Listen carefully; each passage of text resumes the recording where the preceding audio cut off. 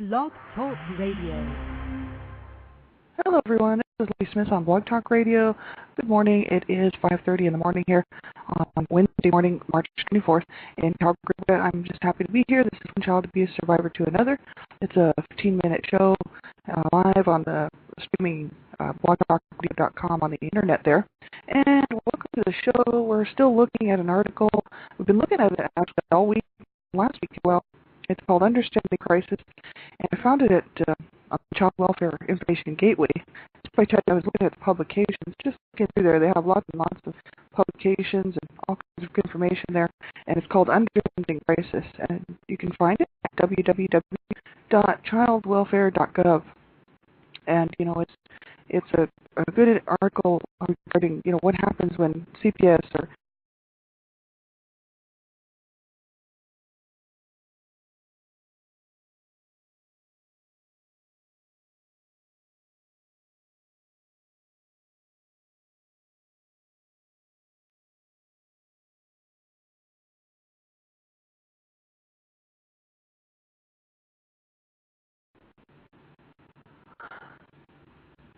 okay, I dropped from my show. I'm not sure exactly why it happened, but it does happen every now and then. It hasn't happened for a while. I've actually done probably 60 shows now where the call was not dropped. So that's kind of weird, but that's okay. I'm having internet troubles today anyway because I had to use my to-go stick instead of the actual internet. I'm using a little wireless to-go stick from Sierra Wireless. So that's the only reason I'm able to do my show here this morning. So it's sorry about that. We have about 11 minutes left. It's not a professional show, so people to listen at their own discretion. I cover all the topics relating to abuse, so if the topics make you uncomfortable, please turn the show off. You won't be hurting my feelings at all. And if you're a young person under the age of 18, especially really young, make sure you have someone listen to this with you because I fight for child rights. I stand up for children. I believe online safety is number one. It's a huge issue. So make sure that you have someone that says it's okay for you to listen to this show. You can have someone tune in and listen to some of the archives and then listen live if they want to, and just to see what's being discussed on here and whether or not you should be listening to it, because it's so important that children are safe. That's why I'm doing this show. I'm an abuse survivor, survived child abuse, and I'm really fighting for child rights and also education, awareness, and prevention of child abuse. So it's very important to me, absolutely. So make sure you have someone, whether it's someone you trust, to listen to the show with you, a teacher, counselor, someone. And so we'll get started. We left off yesterday at crisis intervention as a planned response. And I'll just start reading right from the article. Since there is a window of opportunity during which families are open to change, effective crisis intervention is timely in its response and diligent in assuring safety for the children and other family members. A helpful planned response includes providing immediate contact within 48 hours or less, staying with the family as long as necessary to stabilize the immediate crisis, being available 24 hours a day, 7 days a week, providing assessment and services at least in part in the home, maintaining small caseloads, usually 2 or 3, no more than 13, having daily contact with the family in the beginning and decreasing the contact gradually, setting a predetermined length of service, usually 4 to 12 weeks, listening actively for long periods, focusing clients on 1 to 4 critical problems or goals, and providing counseling, concrete services, and community resources, believing that a crisis makes people open to change for the better, and encouraging the family to set its own goals with limited guidance from crisis workers, maintaining time-limited intervention, and focusing on the total family system, but maintaining flexibility in working with whoever is available, and providing a team approach, even if some members are used exclusively as consultants. So, that's sort of what they figure should happen, you know what I mean? That's kind of the best case scenario, when they have to go into the home. They hope they can just get in there and help the parent learn to problem solve, provide some support. I know our family, had they continued on and actually gone to counseling like they were supposed to, my parents, and got us counseling, then things would have definitely changed. My parents were resistant to it. Both were resistant to each other. And so, it just went on and spiraled actually downward and just got worse over the years. So that's just unfortunate, and we know that it can happen, and it does happen. So, it's just sad. Presence until stress is reduced.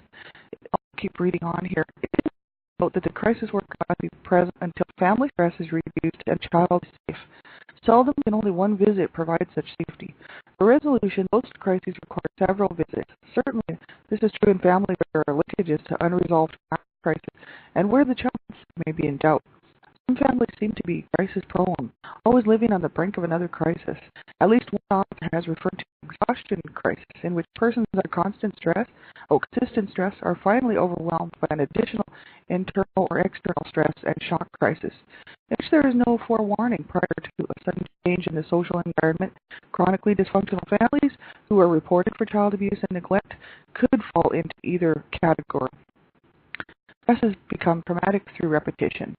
Consequently, some families are overwhelmed not only by abuse and neglect, but also by repeated inquiries into their abusive or neglect patterns. And these families may need ongoing services for a period of 2 to 5 years. That's what we needed. We needed continuing service.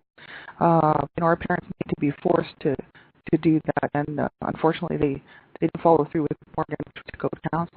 Or parental rights may need to be terminated when sadistic and torturous abuse is present. And I mean, absolutely, right? We got to protect children. I know in my home, they should have stepped in and should have removed us until our parents actually went and got some counseling, and then said, okay, we've had some counseling, so now we'll let you have your kids back. Should not have left us in the home. I really don't believe that they should have. But they, obviously thought they were doing the right thing.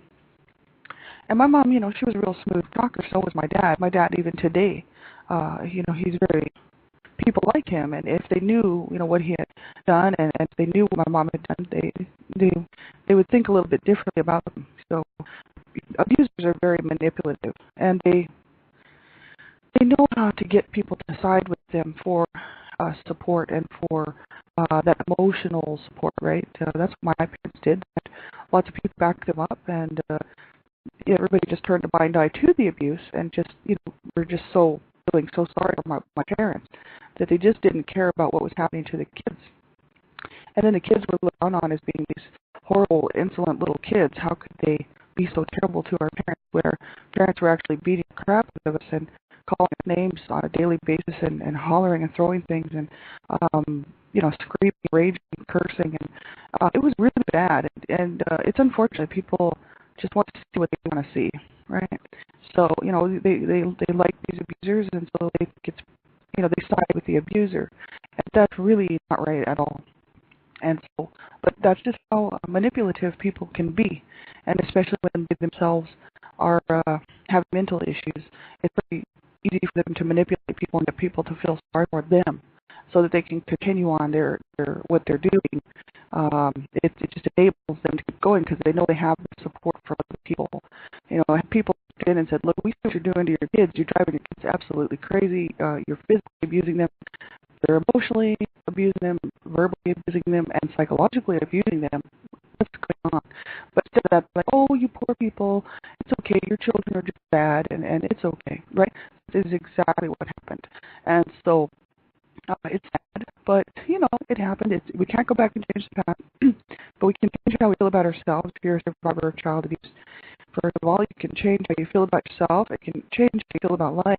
And if you're a parent out there, it can change how you handle your anger management issues with children. And also, you can make sure that, the kids that are in your life, whoever they may be, that you're looking out for them and watching out for the signs and symptoms of abuse, and really know how to report it. It's very important to know how to report child abuse. You can ruin a case. We could ruin a case for a child if we don't know how to report it properly. If a child comes to you and says, "Hey, I'm being abused," there's ways to actually handle it. There's certain questions you have to ask, and if you ask any more, you could damage the case. I could, right? So it's so important to know how to report child abuse and how to be that person for that child. Now, it says, it is possible that multiple crises in families as a way of life may be an attempt to avoid emotional pain from the past and to test crisis worker commitment and trustworthiness. Crisis workers should not promise more than they can deliver in a prescribed time limit, but arrangements for long-term intervention can be part of the crisis intervention plan. And I think we'll just stop there. There's like a summary left, and we'll finish that tomorrow. And there's a crisis intervention assessment introduction. And I'm not sure if we'll keep going any further than that on this subject. But I did think it was so interesting. You can pull that article up yourself, www.childwelfare.gov, called Understanding Crisis. And it's so interesting. And the website's great. You can type in, like, if you were interested in topics regarding emotional abuse, for instance. It's all done alphabetically. So you could type in an E on that website and in the excuse me, to search for publications on emotional abuse. You could just type in E and it would bring up all the articles starting with E, and that would, of course, include all the articles on emotional abuse. And you can scroll down and see just how many there are. There's just, I don't know how many, tens of thousands of publications on there, and it's some really good information. So I'm so happy to join. I'm the Canada Regional Director for Dream Catchers for Abused Children, and I am so happy to stand with them, and just do what I can to be part of that great not-for-profit organization to, raise awareness and promote education, awareness and prevention of child abuse. And the website is awesome, www.dreamcatchers.org. They are on MySpace, they're on LinkedIn, Twitter, they're everywhere, and they're on Facebook, and I highly recommend you check the website out. There's lots of great information on there. Free PDF download called The Child Abuse Handbook, written by best-selling author Donna Shear. She's also the president of Dreamcatchers for Abused Children, and co-authored by Sandra Dawn Potter, who is the founder and CEO of Dreamcatchers for Abused Children. Great handbook. Lots of good information in there, and it's yours for free. It's how to download it, and everyone can have their own copy. And I got mine, and I went through it, and I'm quite well aware of all the different signs and symptoms of all the different kinds of child abuse, and also how to report child abuse. So if you need more information, get a hold of me, get a hold of any one of us from Dreamcatchers for Abused Children. If you need anything and we can possibly help, then let us know, because we can help you at least get going in the right direction. And yeah, we have all kinds of stuff going on. I have a book, and it's called A Life of Death, The Redemption. It's available at Lulu, and all proceeds from that book are going to Dreamcatchers for Abused Children, and they are accepting my wish. That's what I wanted, and I'm so happy that they're doing that. I don't want the money for that book. I just want the proceeds to go to help stop child abuse. You can pick that up, and hope that you will grab a copy of it. And it's my personal story, and not written to bash anybody, but just written to let people know, that abuse happens in families, and it needs to stop, because children are depending on us. And you can find it at Lulu. It's www.lulu.com, and then /content/paperback-book, and then / A Life of Death, The Redemption, and it's 8500324. In about 2 weeks or so, it's going to be available on Amazon and also Barnes & Noble. So that's awesome. And so, yeah, I hope you can grab a copy. And, the post is going right to Dreamcatchers for Abused Children, and that makes me so happy. So have a great day, everybody. I'll be back on tonight, 9:30 p.m. Child Abuse Prevention and Human Rights Abuse Prevention is up to us. That's 9:30 p.m. Mountain Standard Time. Take care, everyone. Have a great day. Bye-bye.